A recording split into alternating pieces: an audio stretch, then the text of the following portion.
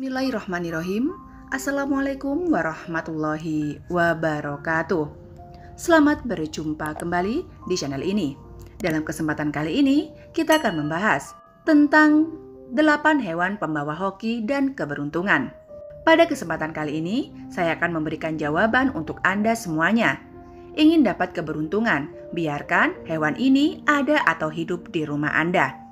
Yang pertama adalah lebah atau tawon. Lebah atau tawon di sini ada 2 macam. Lebah tawon istilah Jawa itu tawon madu. Namun ada lebah atau tawon yang tawonnya benar-benar liar. Dikatakan di sini tawon das dalam bahasa Jawa, atau ada orang yang mengatakan tawon agung. Pertama yang akan saya sampaikan untuk Anda semuanya adalah lebah atau tawon biasa, atau orang Kebumen umumnya mengatakan tawon unduhan. Apabila ada lebah hinggap di tanaman, di pagar, atau barangkali di rumah kita, itu sebenarnya yang punya rumah akan mendapat atau memperoleh harta benda. Namun, harus yang punya rumah ini segera memberikan imbalan atau balasan kepada lebah ini, yaitu bersedekah berupa gula merah, sehelai kain, dan uang 1 real. Ini imbalan kita kepada lebah-lebah tersebut. Dan kalau lebah-lebah itu telah kita berikan apa yang mereka inginkan, lebah ini akan menetap. Lebah ini akan memberikan suatu keberuntungan, akan memberikan benar-benar harta benda kepada kita, yang sama sekali kita tidak tahu asal dan dari mana harta benda itu. Namun apabila kita takut, barangkali lantas lebah ini diusik, bahkan mungkin cara mengusiknya itu menurut saya kurang baik, yaitu dengan api dan seterusnya. Sehingga tawon ini bubar, atau tawon ini tidak lagi bertempat membuat sarang di situ. Sehingga apa yang akan terjadi? Akan mengalami kerusakan yang dihinggapi lebah tersebut. Jadi sekali lagi, kalau ada lebah unduhan ini datang atau lebah ini datang, itu akan mendapatkan atau memperoleh harta benda orang yang dihinggapi lebah tersebut. Barangkali di halaman rumah, di pagar rumah, atau di dalam rumah, maka bersegeralah memberikan sedekah gula merah, sehelai kain, dan uang 1 real. Seandainya tidak kita berikan, bahkan kita usir, itu kita akan mengalami kerusakan. Artinya, kita akan mengalami kehancuran dalam keluarga. Lalu yang kedua ada lebah besar atau tawon das, istilah bahasa Jawanya, atau tawon agung. Kalau halaman tanaman rumah atau pagar kita ditempati oleh tawon agung atau tawon yang besar ini yang memiliki halaman pagar rumah, ini benar-benar akan menjadi atau mendapatkan yang betul-betul diharapkan oleh yang punya rumah. Apa itu yang memiliki rumah akan menjadi sumber? Dalam bahasa Jawa akan menjadi paugrani sumber dalam segala hal.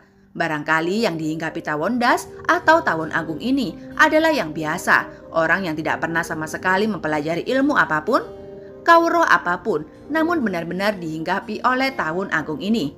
Kepandaian maupun keahlian maupun kepintaran dan seterusnya yang dimiliki itu akan datang dengan sendirinya.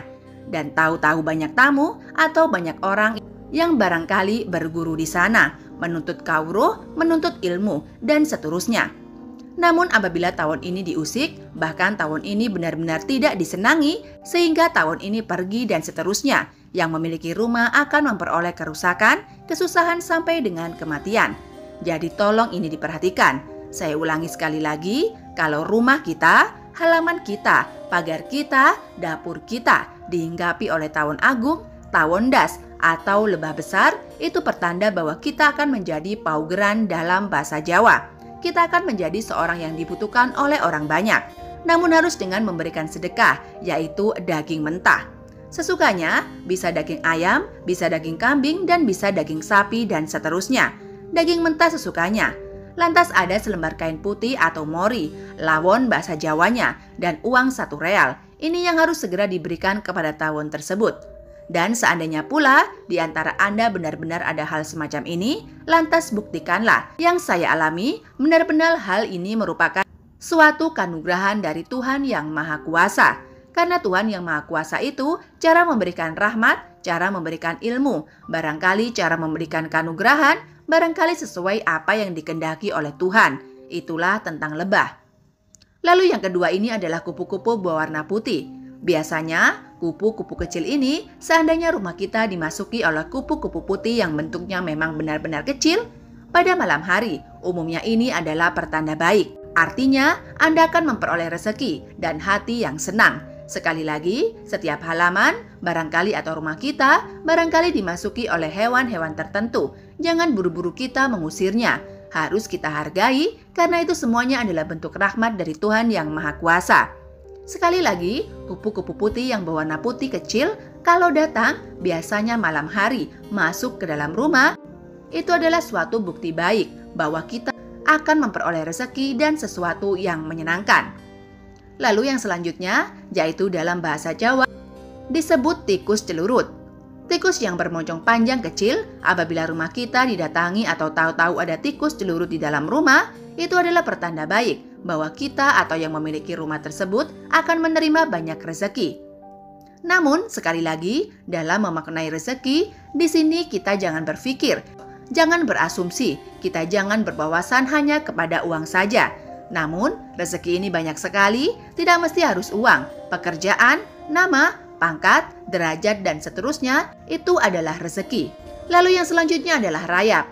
Saya kira Anda semuanya tahu tentang rayap. Di dalam bahasa Jawa juga namanya rayap. Binatang kecil-kecil yang ada di dalam tanah. Biasanya jika di dalam rumah kita, tahu-tahu ada rayap yang membuat rumah. Bentuknya kayak semacam, bahasa Jawanya itu gundukan tanah. Dalam bahasa Jawa disebut kunur.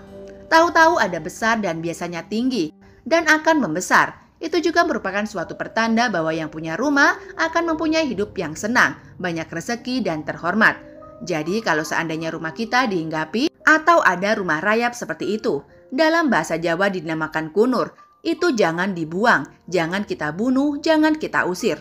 Karena itu akan membawa keberuntungan bagi siapa yang didatangi hewan-hewan tersebut. Selanjutnya adalah laba-laba. Ada orang yang mengatakan kemonggo atau onggo-onggo. Kalau kita melihat atau di dalam rumah kita tahu ada laba-laba datang barangkali di tembok, dalam kamar, di ruang-ruang lainnya. Tahu-tahu ada laba-laba. Yang harus kita lakukan adalah menghitung kaki laba-laba tersebut. Apabila kaki laba-laba itu masih benar-benar genap jumlahnya 8 atau tidak. Kalau kakinya masih utuh jumlahnya 8, itu adalah pertanda baik bahwa orang yang memiliki rumah tersebut akan memperoleh uang dan biasanya itu hanya berselang sehari. Seandainya malam, maka besok Anda akan mendapatkan rezeki atau maksimal lusa.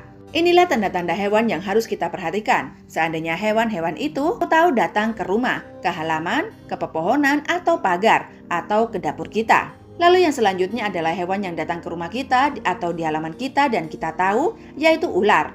Ular apa saja? Karena ular sangat bermacam-macam jenisnya. Yang penting ada ular masuk ke rumah kita. Di dalam kamar mungkin, di dapur, atau jendela-jendela, atau di atap. Yang penting ada ular yang datang ke rumah kita atau ke halaman kita. Itu adalah yang empunya rumah, yang memiliki halaman, yang didatangi oleh ular tersebut akan disukai oleh orang banyak, juga akan terhormat.